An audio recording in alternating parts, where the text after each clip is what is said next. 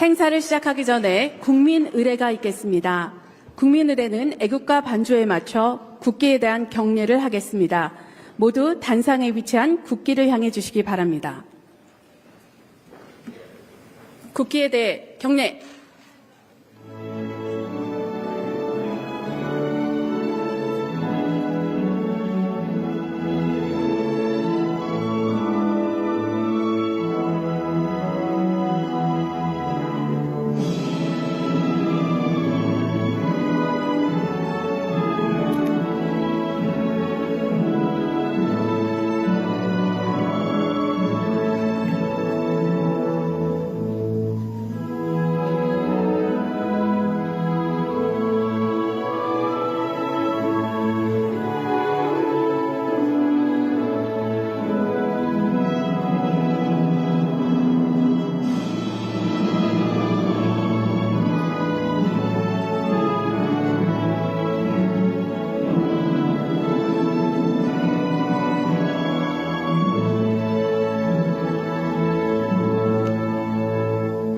바로 모두 자리에 앉아주시기 바랍니다. 지금부터 샌프란시스코 동포 간담회를 시작하겠습니다. 안녕하십니까? 저는 오늘 행사의 사회를 맡은 한상희입니다.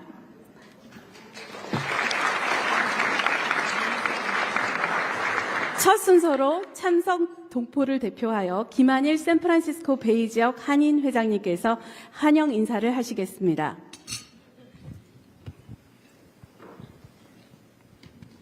안녕하세요. 김한일입니다. 존경하는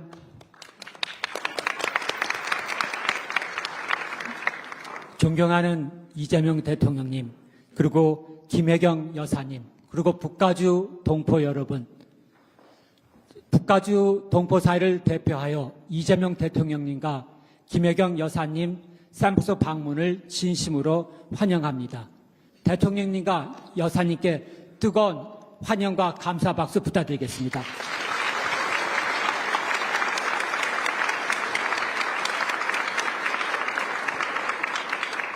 존경하는 이재명 대통령님, 123년 전 우리 102명의 선조가 인천을 떠나 하와이를 거쳐 샌프란시스코 새로운 삶을 살았습니다. 그러나 그분들은 랭귀지 배려 때문에 노동을 할 수밖에 없었습니다. 그들의 피와 눈물과 땀으로 어렵게 번 돈의 10, 20%를 독립자금으로 보태주셨습니다. 그 중간에는 도산 안창호 선생님, 이대희 목사님, 유일한 박사님, 장인한 정명한 의사들의 수고가, 노력과 희생과 헌신이 계셨습니다. 샌프란시스코 북가주는 독립운동의 성지인 것입니다. 그 샌프란시스코 북가주는 우리 한인 역사의 중심이자 맹주입니다. 그리고 샌프란시스코 북가주는 전 세계 IT 컴퍼니, 특히 AI들의 중심이라 성지인 것입니다. 이러한 역사와 미래가 모이는 이 샌프란시스코에 이재명 대통령을 모시게 돼서 영광입니다.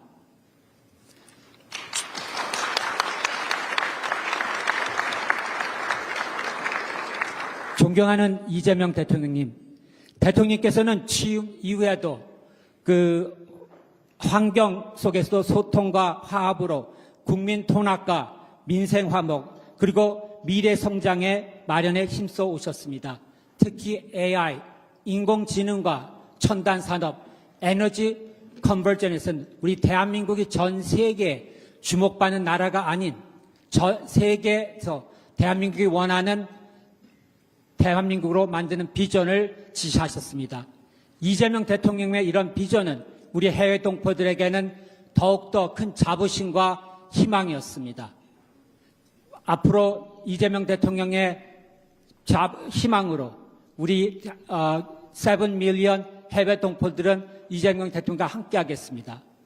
123년 전 도산 안창호 선생님의 비전이 바로 샌프란시스코 시작했습니다. 오늘 이재명 대통령의 비전 AI입니다. 대통령께서는 항상 저희 곁에 계셨고 저희 7 밀리언 해외 동포들도 이재명 대통령의 응원을 하겠습니다. 우리는 대한민국입니다. 우리는 가족입니다. 우리는 식구입니다. 이재명 대통령께 뜨거운 응원의 박수 부탁드리겠습니다.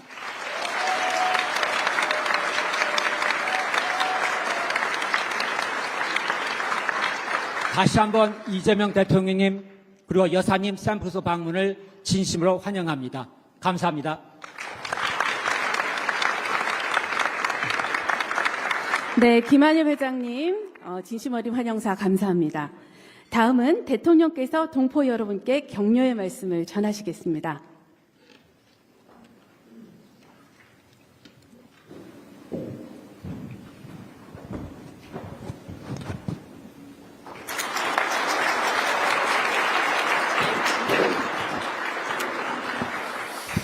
네, 우리 캘리포니아, 샌프란시스코 또 그 인근에 살고 계신 우리 대한민국 국민 여러분 그리고 동포 여러분 이렇게 만나 뵙게 돼서 참으로 반갑습니다. 저도 이렇게 미리 서면으로 준비해 온 게 있는데 이건 뭐 그냥 한글로 치고 우리 회장님께서 김한종 회장님이시죠? 회장님께서 말씀하신 정말 대한민국의 새로운 미래에 관한 얘기를 듣고 보니까 저도 새로운 얘기를 좀 해야 되겠다 그런 생각이 들었습니다. 아마도 미국에 계시는 우리 재외국민 동포 여러분들은 대한민국이라고 하는 조국의 상황이 아마 여러분들의 삶에 정말로 큰 영향을 미친다는 걸 체감하실 것 같습니다. 대한민국의 상황이 존중받을 만한 상황일 때는 여러분도 존중받았을 것이고, 대한민국의 상황이 어지러울 때는 아마 여러분들도 많은 어려움을 겪으셨을 겁니다. 이제 그 혼란들은 많이 극복됐습니다. 여러분들의 노력으로, 그리고 대한민국에 거주하는 우리 국민들의 노력으로 불합리함과 이 불투명함, 이 폭력성을 이겨내고 있습니다. 저는 그런 생각이 들었습니다. 인공지능 시대라고 하는 이 새로운 시대가 열리고 있는데 대한민국은 과연 그 시대를 어떻게 준비해야 되는가? 불교라고 하는 게 인도에서 시작됐는데 물론 인도가 발상지니까 아마 가장 깊이 있는 이론이 그곳에서 발전했겠죠. 그러나 불교 문화가 꼽힌 곳은 인도가 아니라 오히려 다른 나라였습니다. 이 한반도도 마찬가지로 통일신라 이후로 한반도 전역이 아주 오랫동안 불교 문화로 융성했습니다. 인공지능이라고 하는 것이 저는 마치 인류가 새롭게 불을 발견하게 된 것처럼 그걸 실생활에 이제 이용하기 시작하면서 완전히 새로운 역사가 시작되었던 것처럼 이 인공지능이라고 하는 것도 아마도 아주 짧은 시간 안에 우리의 삶 곳곳에 모두 적용되고 인공지능 없이는 살 수가 없는, 결코 배제할 수 없는 그런 시절이 곧 올 거라고 보여집니다. 우리 대한민국 국민들은 여러 가지 장점들이 있습니다. 제가 어제 서밋에서 말씀드렸던 것처럼 우리 대한민국 국민들은 어려움 속에서도 새로운 길을 찾아서 또 새로운 도구를 아주 유용하게 잘 활용하는 그런 특장점을 가지고 있습니다. 식민지에서 해방된 나라 중에 민주화 그리고 산업화를 동시에 이루어낸 국가, 선진국으로 도약한 나라는 대한민국이 역사적으로 또 현실적으로 유일합니다. 위대한 국민들이죠. 평균 90% 이상 성공한다고 하는 친위 군사 쿠데타도 우리가 무력이나 출혈 없이 평화적으로 아주 아름답게 싸워서 이겨내지 않습니까? 아마 세계사에 없을 위대한 평화혁명입니다. 그리고 어쩌면 이 민주주의라고 하는 것이 과거에는 모르겠는데 현대와 같은 아주 합리적인 첨단 산업사회, 첨단 기술사회에서는 민주주의 자체가 그 산업 경제 발전에 매우 핵심적인 요소가 된다고 저는 생각합니다. 전 세계적인 아주 미세한 그리고 치밀한 경쟁이 이루어질 이 상황에서는 합리성, 객관성, 투명성, 예측 가능성 이런 것들이 이 경제 성장 발전, 기술 발전에 크게 도움이 될 수밖에 없습니다. 불투명하고 폭력적이고 어지럽고 예측 가능하지 않고 이런 사회에서는 기술 문명이라고 하는 게 자리를 잡기 어렵죠. 그래서 저는 대한민국에 정말 진정한 새로운 기회가 왔다 이렇게 생각합니다. 우리 다음 세대가 살아갈 우리 대한민국은 이제 과거에 김구 선생이 말씀하셨던 것처럼 문화로 전 세계에 영향을 끼치는 문화 강국으로 도약하고 있습니다. 이 문화라고 하는 것도 어찌 보면 민주주의와 아주 잘 어울립니다. 문화는 자유로움 그 자체죠. 개인의 창의성과 개성 그리고 자유로움 이게 문화의 근본일 텐데 이게 곧 민주주의 아닐까 그렇게 생각이 됩니다. 산업 경제적 측면에서 이제 인공지능이라고 하는 것이 실생활과 기업 또 산업 경제 현장에 현실 세계 속에 아주 철저하게 영향을 미치고 또 이게 중심이 되는 사회가 될 텐데 이걸 국가적 단위에서 미리 준비해야 된다라는 게 저의 생각입니다. 그리고 놀랍게도 1년 정도밖에 되지 않았지만 우리가 대한민국에 나아갈 방향을 첨단 기술과 또 인공지능 분야에 집중하기로 한 것이 아주 짧은 시간이긴 하지만 크게 영향을 미쳐서 전 세계가 대한민국을 이제 관심을 가지고 지켜보게 됐습니다. 어제의 상황을 뭐 직접 보신 분도 꽤 계실 것인데 저 자신도 가끔씩은 이렇게 놀랄 정도입니다. 물론 저의 기대치도 있죠. 그러나 언제나 우리의 기대치를 넘어서 반응이 있습니다. 대한민국에 대한 기대가 참으로 크다라는 생각을 어제도 또 하게 됐습니다. 우리가 예상하고 기대했던 것보다 훨씬 그 이상이었던 것이죠. 저는 대한민국을 대체 불가한 나라로 만드는 것이 목표입니다. 대한민국은 인구나 영토가 적고 또 주변의 지정학적인 어려움 때문에 다른 나라들과 비교하기 어려울 만큼 객관적 조건은 그렇게 좋지 않습니다. 그러나 우리가 하나의 갈 길이 있죠. 대한민국 없이는 아무것도 할 수 없다라고 판단할 만큼 핵심 요소가 되는 것입니다. 기술적인 측면에서도 인공지능이라고 하는 새로운 산업 영역에서도 또 문화에서도 어쩌면 민주주의라고 하는 정치 제도에 있어서도 대한민국은 언제나 모범이 되고 대한민국을 따라가면 될 그런 전범이 될 수 있을 것입니다.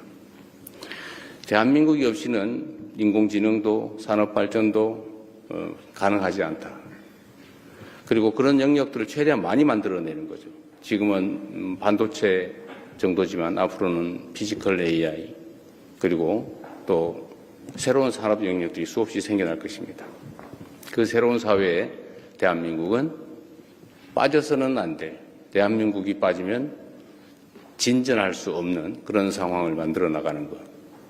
우리가 지금까지는 다른 나라 아니면 기존의 사례들을 배워서 추격해서 따라가는 그런 작전을 했다면 지금부터는 다른 나라보다 반발짝 앞서서 선도자가 되는 그런 대한민국을 꼭 만들어 보고 싶습니다. 그리고 실제로 가능한 상황이 됐습니다. 여러분도 대한민국이라고 하는 또는 여러분이 대한민국 국민이라는 사실들에 대해서 외부적 평가가 바뀌고 있는 걸 느끼지 않습니까? 잘 동의가 안 되세요? 네. 실제로 느끼실 겁니다.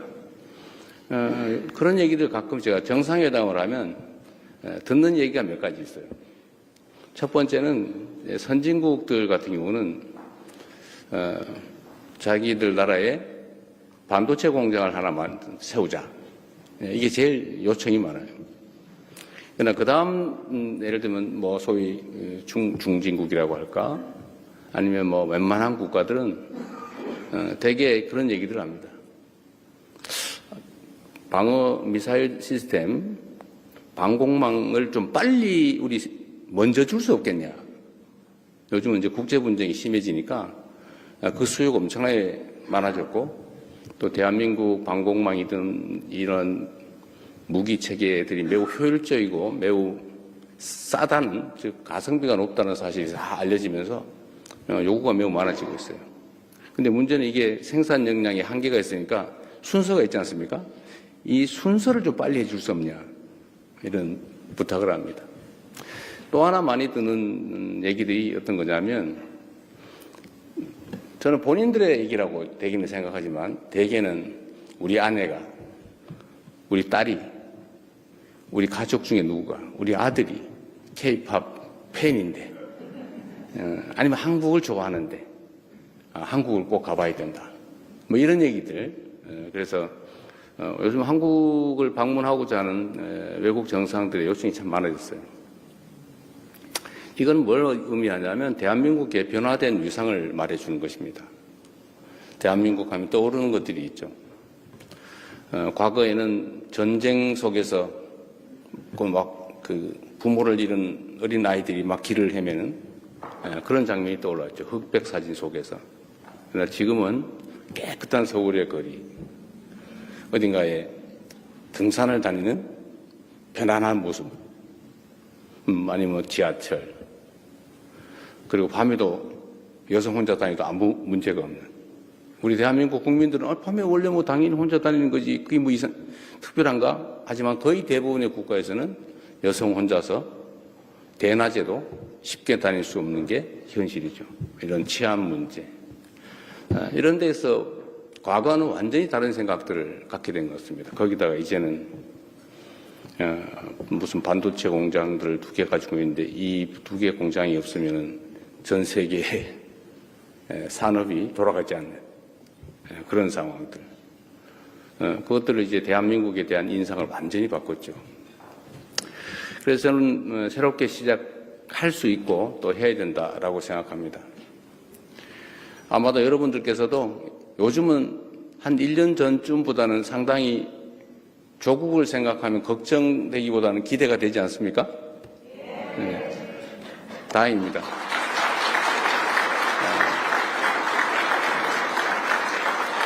우리 국내에 계신 대한민국 국민 여러분들을 포함해서 해외에 계신 여러분을 포함한 많은 교민들, 동포들의 노력 덕분입니다. 저절로 좋은 시절이 오진 않죠. 모두가 일상적으로 노력한 덕분입니다. 대통령으로서 이렇게 고민 간담회를 하면 이렇게 저에 대해서 어떤 기대를 가지고 있는 게 실제로 느껴집니다. 조금 전에도 보니까 제가 10몇 년 전에 미국 가서 함께 사진 찍었다고 누가 보여주시던데, 제가 가끔씩 이제 해외 출장을 가면 그분들이 하시는 말씀들이 되게 비슷합니다. 조국이 자랑스러워지면 좋겠다. 우리가 조국을 걱정하는 게 아니라 조국이 우리를 걱정해 주면 좋겠다. 그런 마음 여러분도 다 가지고 계시죠. 이제는 앞으로 꼭 그래야 됩니다. 그리고 조국이 어떻게 하면 좀 더 나아질까를 고민하면서 대한민국의 주권자로서 투표권이라고 하는 권한 행사를 하려고 그랬더니 무슨 투표소도 하나 근처에 없어가지고 비행기 타고 몇 시간씩 가고 심지어 또 다른 지역은 이틀씩 걸리기도 한다 그래요. 하루 종일 비행기 타고 뭐 교통편 바꿔서 가서 투표하면 하루가 지나가지고 다음날 돌아온다고. 그래도 악착까지 한 표를 찍겠다고 간다고 합니다. 우리 대한민국 국내에 있을 때는 그 생각이 그렇게 절박하지가 않죠. 뭐 바쁘면 안 할 수도 있고 이렇게 생각하지만 해외에 나와 계시면 이 조국이라고 하는 무게가 너무 크다 보니까 내 단 한 표라도 우리 조국에 내가 의사표현을 해야 되겠다라는 생각으로 엄청난 비용을 들여서 엄청난 시간을 들여서 그렇게 투표를 하기 위해서 다닌다고 합니다. 근데 그게 제일 마음 아팠어요. 여러분도 아마 그러실 겁니다. 그래서 이 문제는 저희가 앞으로 좀 체계적인 개선책을 마련해 보려고 해요. 뭐 투표소를 늘리는 방법도 있겠고, 우편 투표를 도입하는 방법도 있겠고, 좀 더 안전성이 확실히 보장이 된다면 뭐 전자투표를 하든지. 미국도 대통령 선거 아직도 우편 투표하고 있죠. 그런데 왜 우편 투표를 도입하지 못하느냐 그랬더니 이런 얘기를 했습니다. 어떤 나라는 우편 제도가 제대로 발달하지 않아서 너무 오래 걸리고 중간에 또 누가 슬쩍 어떻게 하기도 하고 해서 불안정해서 그런다고 해서 제가 그랬어요. A 지역의 투표가 잘 안 된다고 충분히 미국 같은 경우는 투표할 수 있는데 왜 A 지역이 안 된다고 미국까지 그렇게 똑같이 그 기회를 박탈할 필요가 있냐. 누군가가 못했으면 거기를 개선할 생각을 해야지 다른 사람들이 못하고 있으니까 당신들도 하지 마 라고 하는 게 옳으냐. 제가 이렇게 얘기하고 있습니다. 그렇지 않습니까?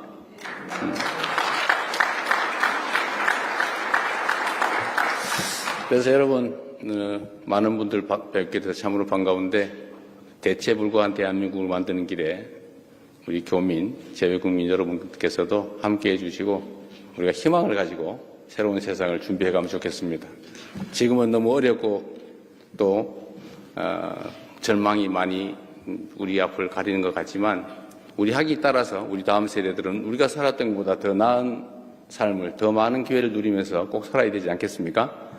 그런 세상을 여러분과 함께 만들어 보겠습니다. 감사합니다.